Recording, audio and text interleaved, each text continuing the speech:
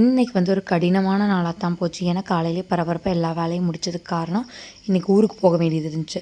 Morning பிரேக்ஃபாஸ்ட்டுக்கு ராகி கூழும் கூடவே பருப்பு சாப்பாடும் செஞ்சுருந்தேன். அத்தைக்கு மத்தியானத்துக்கும் ஆகட்டும்னு சொல்லிட்டு எல்லா வேலையும் முடிச்சுட்டு ஃப்ரெஷ்ஷப் ஆகிட்டு வந்து முதல்ல சாப்பிட்ற வேலையை முடிச்சாச்சுங்க. இந்த ராகி கூழ் இந்த வெயிலுக்கு சாப்பிட கொஞ்சம் நல்லா தான் இருக்குது. கொஞ்ச நாள் அடிக்கடி இதை தான் சாப்பிட்டுக்கிட்டு இருக்கேன். முடிச்சுட்டு பார்த்தீங்கன்னா ஊருக்கு கிளம்பியாச்சு. இப்போ எதுக்கு என் விரல் நான் இப்படி ஆட்டிகிட்டு இருக்கேன்னா, நான் புதுசாக நெயில் பாலிஷ் போட்டிருக்கதை நீங்கள் பார்க்கணும்ல, அதுக்காக தான். போகிற வழில ஃப்ரூட்ஸ்லாம் வாங்கிட்டு ஊருக்கு போயிட்டு திரும்பி வந்ததுக்கப்புறம் பார்த்தீங்கன்னா நல்ல ஒரு உறக்கம். லஞ்சை முடிச்சு நல்லா தூங்கி எந்திரிக்கும் போதே மணி 4. சரி வேலையெல்லாம் இருக்குன்னு சொல்லி போட்டு சாயந்தரமாக கோயிலுக்கு போகலான்னு கிளம்பியாச்சு. போகிற வழில கொஞ்சம் கொரியர் கொடுக்க வேண்டியது இருந்துச்சு. அதையும் கொடுத்துட்டு சாமியும் கும்பிட்டு நிவிஸ் கெஃபே போகலான்னு சொல்லி போனேன். ஆக்சுவலாக அங்கே காஃபி பழ பஜ்ஜி இதெல்லாம் நல்லாயிருக்கும். ஆனால் நான் போன நேரம் கடை சாத்துற நேரம். உடனேயோட தட்டி உனக்கு மட்டும் என்ன ஸ்பெஷலாக கடை திறந்தா வச்சுருப்போன்னு துரத்தி விட்டாங்க. நமக்கு இன்றைக்கி எதுவுமே கிடைக்கலன்னு சொல்லி வர வழியில் தான் வந்து எங்கள் வீட்டுக்கு போகிற வழியில் பானிபூரி ஒரு தாத்தா வச்சுருப்பார். சூப்பராக இருக்கும் அவங்கக்கிட்ட பானிபூரி. 10 ரூபாய்க்கு 5 பீஸ் தருவாங்க.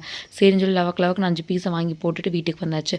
வீட்டுக்கு வந்து மாவு அரைக்கிறதுக்கு ஊற வச்சுருந்தேன். சரின்னு சொல்லி போட்டு மாவையும் ஆட்டிடலான்னு சொல்லி போட்டு கையோட மாவாட்டிட்டு வாங்கிட்டு வந்த மாவில் ஆளுக்கு 2 தோசை ஊற்றி சட்னி வச்சு சாப்பிட்டு முடிச்சாச்சுங்க. ஃபைனலாக மாவாட்டி முடிக்கும்போது ஒரு சம்பவம், கிரைண்டரில் ஒரு டொடக்குன்னு ஒரு சவுண்டு. அதுக்கப்புறம் கிரைண்டர் ஓடல. கடைசியில் மிக்சியில் தான் அந்த கொஞ்சம் மாவை ஆட்டி முடித்தேன். அப்புறம் பாப்பா வந்தான்னு பாப்பா கூட விளையாடிட்டு இந்த டேவை வந்து கம்ப்ளீட் பண்ணிட்டேன்.